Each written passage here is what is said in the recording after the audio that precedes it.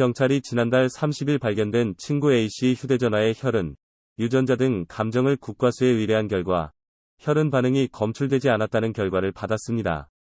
혈흔뿐만 아니라 유전자와 지문 감정에서도 특이사항이 발견되지 않았다고 하는데 A씨의 휴대전화 검찰이 앞서 디지털 포렌식도 진행했지만 범죄를 의심할 만한 정황 등이 발견되지 않은 상황입니다. 즉, A씨 휴대전화를 포렌식한 결과 정민씨 실종 당일인 4월 25일 오전 7시 2분에 전원이 꺼진 후에 전화를 켠 사실이 없는 것으로 확인됐고 범행 동기 등 확인된 특이사항도 없다고 밝힌 상황입니다. A씨가 이 사건 당시에 정민씨 휴대전화를 소지하고 있고 정작 자신의 휴대전화는 사라진 상황이라 A씨의 휴대전화에 범죄의 정황이 담겨 있을지도 모른다는 강한 추정이 제기됐었죠.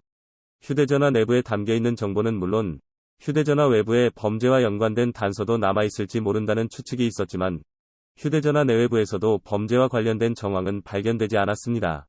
그동안 경찰이 정민씨 시신부검, 통신수사, 그리고 126대의 폐쇄회로 CCTV 수사 등도 진행했지만 현재로서는 사고사로 결론날 가능성이 높은 상황이라고 평가할 수 있습니다. 지금 중간 평수사가 발표됐고 마지막 수사 결과가 나오기 전까지는 사실 경찰 입장에서도 모든 사정을 열어놓고 판단해야 되는 과정이라고 생각해요. 사실 저희들이 다 알고 있지만 정민씨가 물에 들어가는 과정은 아직까지 저희들이 알 수 없는 부분이거든요.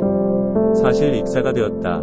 이건 당연히 부검을 통해서 나왔고 그 외 범죄와 직접 연관된 증거는 없는 사정이고 지금까지는 그럼에도 불구하고 왜 정민군이 한강에 들어가게 되었는지에 대한 과정에 대해서 아직 명확하지 않다 보니까 그 부분을 경찰에서는 좀 명명백백하게 밝혀줬으면 좋겠고 지금 아마 경찰에서는 마지막 단서를 찾기 위해서 한강 안에 있는 진흙밭이라고 얘기하죠. 들어간 대략적인 루트는 사실상의 목격자와 여러 사람들을 통해서 어느 정도가 확인이 되니까 만약에 그렇게 들어간 사람이 정민군이 맞다면 그 반경 범위 안에 정민군의 신발이 있을 가능성이 굉장히 높으니까요. 그런 것까지 마지막까지 최선을 다해서 수사의 완결성을 조금 더 가져줬으면 좋겠다는 말씀을 드립니다.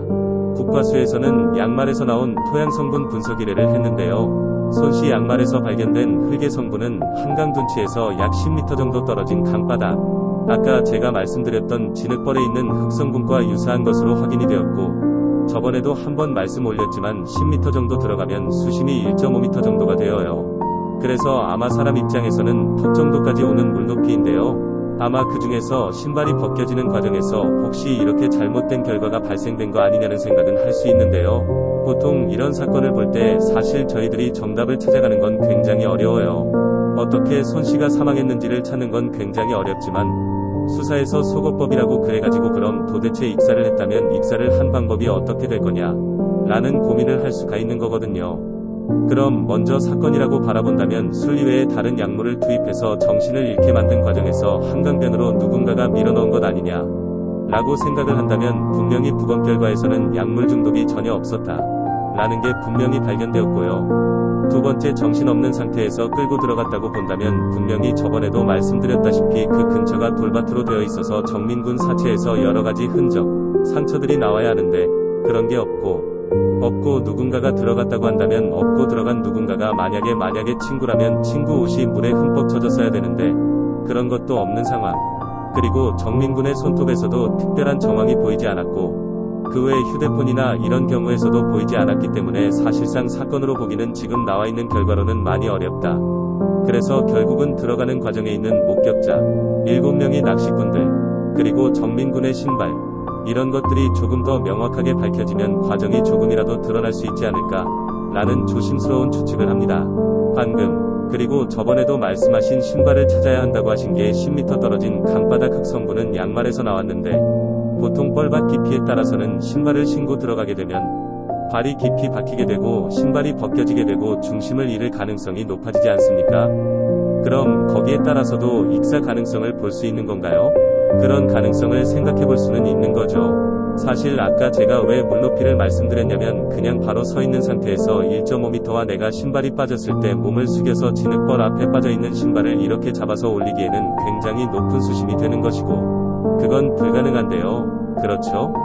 그런 과정에서 보다 보게 되면 신발을 빠지다가 혹시 물을 한두 모금 먹다 보면 술을 많이 먹은 상태에서는 분명히 그건 가능성입니다. 가능성은 그런 부분들이 있지 않을까. 그건 경찰이 조금 더 저희들이야 어차피 바깥에서 외부에서 보는 사람들이니까요.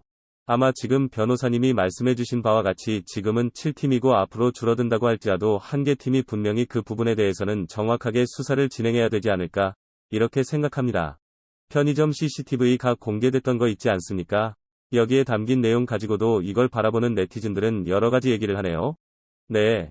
지난 6일에 한 유튜브 채널이 손 씨와 A 씨가 한강 편의점을 방문할 당시에 녹화된 CCTV 영상을 공개했는데 4월 25일 오전 12시 45분에 찍힌 모습입니다.